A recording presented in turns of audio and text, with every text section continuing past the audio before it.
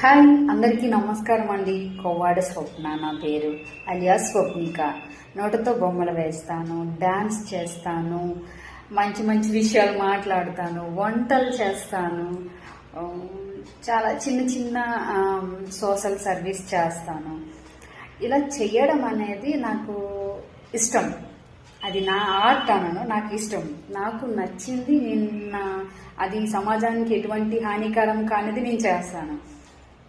ఈరోజు ప్రత్యేకమైన రోజు, ప్రపంచ దివ్యాంగుల దినోత్సవం రోజు, డిసెంబర్ 3. సో నాకు చాలా అంటే చాలా సంతోషంగా ఉంది. మాకంటూ జరుపుకోవడానికి ఒక రోజు ఉంది. సో నాకు చాలా హ్యాపీ. అయితే ఫ్రెండ్స్, మీకు ఒక విషయం చెప్పనా.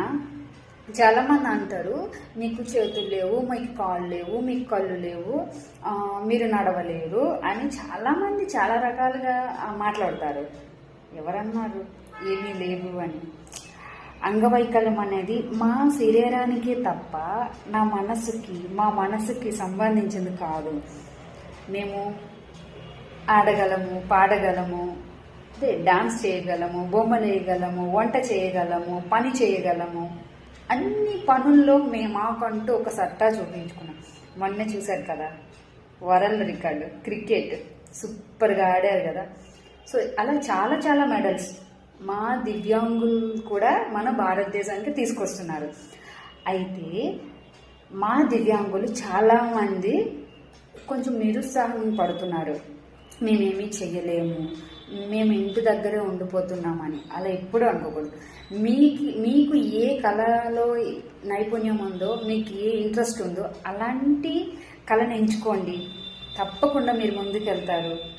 ఒక ఇంట్లోనే ఉండి ఏది చేయలేము, మాకు కాళ్ళు లేవు, చేతులు లేవు, కళ్ళు లేవు అని ఎప్పుడు కూడా నిరుత్సాహపడకూడదు. ఉత్సాహంగా నన్ను చూడండి, ఎంత ఉత్సాహంగా ఉంటాను.